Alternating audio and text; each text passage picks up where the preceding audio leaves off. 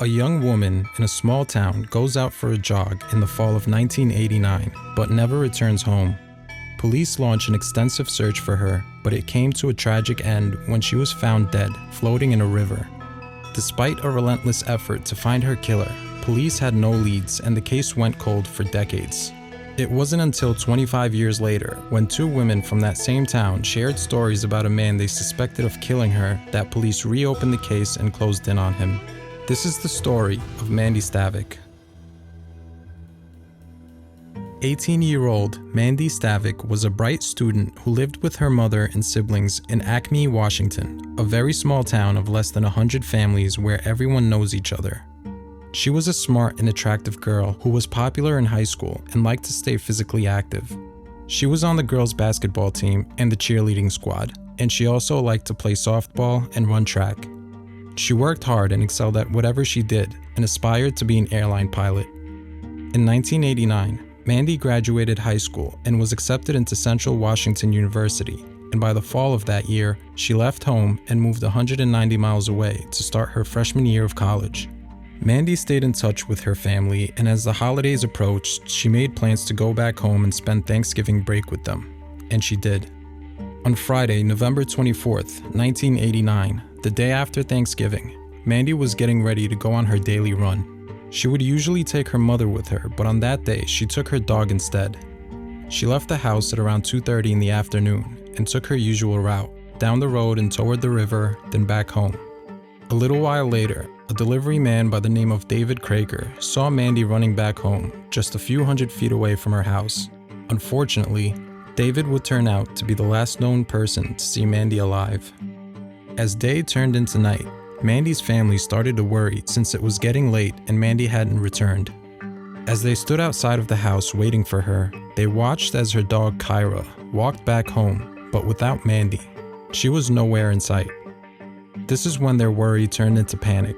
The police were called and she was reported missing. Mandy's family went out looking for her while police were getting ready to launch their own search.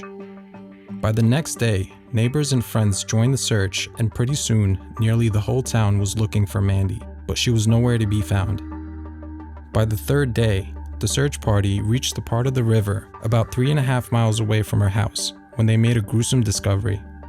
They found Mandy's lifeless body floating in a shallow part of the river with nothing on but her running shoes. This afternoon, searchers found a body in Whatcom County. A body has been recovered from the South Fork of the Nooksack River. The body of Mandy Stavik, whom everyone knew as Mandy, was found today. Police carefully removed her body in order to preserve any evidence that might be left on it and transported it to the medical examiner. An autopsy revealed several scratches on Mandy's body, indicating that she likely tried to run away from her attacker through the bushes in the area. Injuries to her head suggested that when she was caught, she was struck in the head. The most critical piece of evidence, though, was a DNA sample that was collected from semen which was found inside of her. Police knew that her attacker was a man who was motivated by a sexual impulse. The incident shook the small community. People started to realize that whoever committed this horrendous crime had to be someone they all knew. There was a killer among them, and he was out freely walking around. It could have been anyone. The sense of safety and security was violently stripped away from the small town that day. Tips started pouring in from all around as police investigated the murder. People became paranoid and reported anyone who seemed suspicious or acted strange. In all, over 30 DNA samples were collected, including from Mandy's boyfriend, but none of them matched the DNA found inside Mandy. Every tip police received led to a dead end, and the case went cold, and it stayed that way for over 20 years. It wasn't until June of 2013 that a fresh lead would surface at a water park near Acme, Washington. A bunch of mothers who barely knew each other struck up a conversation as they watched their children play in the water. When Mandy's name was mentioned, Heather Backstrom, who attended the same high school as Mandy, shared a story of a strange encounter she had with a man just 6 months before her murder. Heather was with a bunch of friends one night when they all decided to get in a car and take a ride to Dairy Queen. Sitting next to her was a man who she barely knew by the name of Tim Bass. Tim was odd and didn't socialize very well. He turned and stared at Heather, telling her how beautiful her eyes were while gently rubbing a pen up and down her thigh. This strange encounter made Heather feel uneasy, but another woman had a more disturbing story to share. In 1991, Marilee Anderson had just had her first child, a baby boy.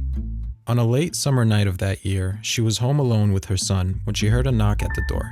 It was Tim Bass. He told her that he'd been out hunting all day and needed to use her phone to call his wife. She handed him her phone and he started dialing a number, but something was off. She heard an automated message saying that the number he dialed was disconnected.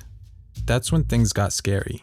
He hung up the phone, walked inside, and followed her through her house and into her bedroom. When she asked him what he was doing, Tim started professing his love for her, saying that he drove past her house every day and watched her, and that he really wanted to make love to her. This terrified Marilee, and she demanded that he leave her house, but Tim was persistent. It wasn't until she threatened to call police that he finally left. After hearing each other's stories, both women had realized that they knew someone at around the time Mandy was killed who exhibited strange and obsessive behavior towards women. They felt that they had to speak up and reached out to police to tell them about their suspicion. Detective Ken Gates looked into Tim's past and found out that at the time of Mandy's murder, he lived just up the road from her, right along her running route. Tim came from a family that was respected in the community, and of all the samples collected for this case, none were taken from Tim or anyone else in his family. Nobody suspected any of them.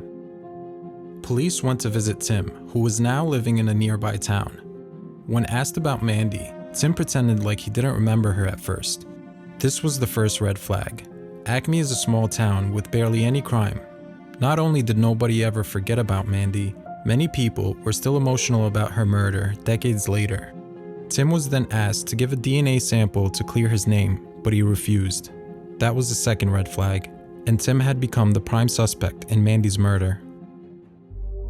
Police had strong suspicions that he was the killer, but they needed his DNA to prove it. They tried following him around, hoping that he'd throw away something with his saliva on it, but had no luck.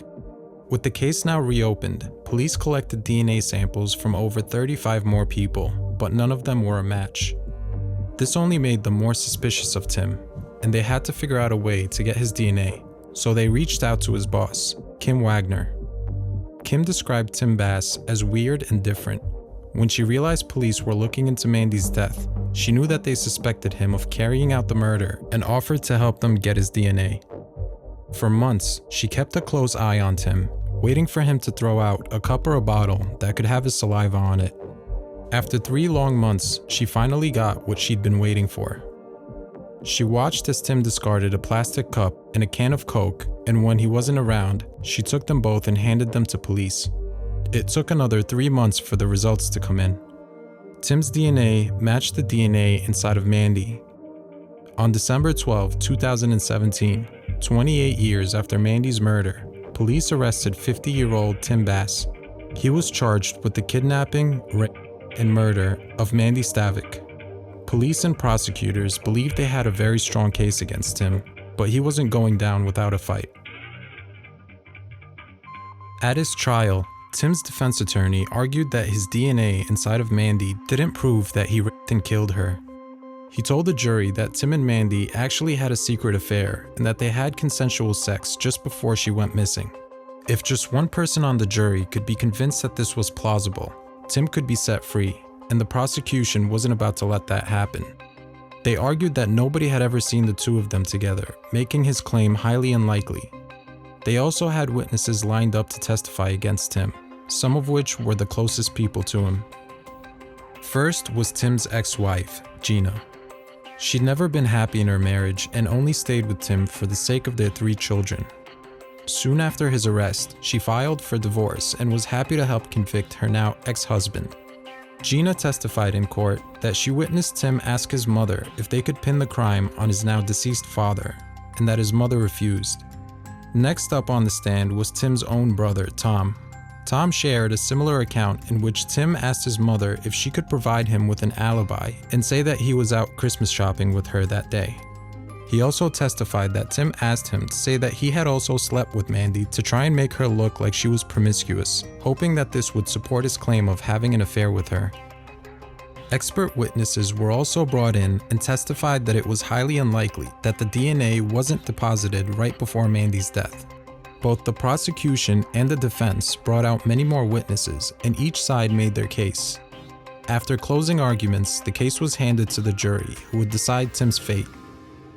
We, the jury, find the defendant, Timothy Forrest Bass, guilty of the crime of murder in the first degree as charged in count 1. Exactly 29 and a half years after her death, Tim Bass was found guilty of the murder of Mandy Stavik and was sentenced to 27 years in prison. He continues to maintain his innocence and has filed for an appeal. He will be released when he's 77 years old.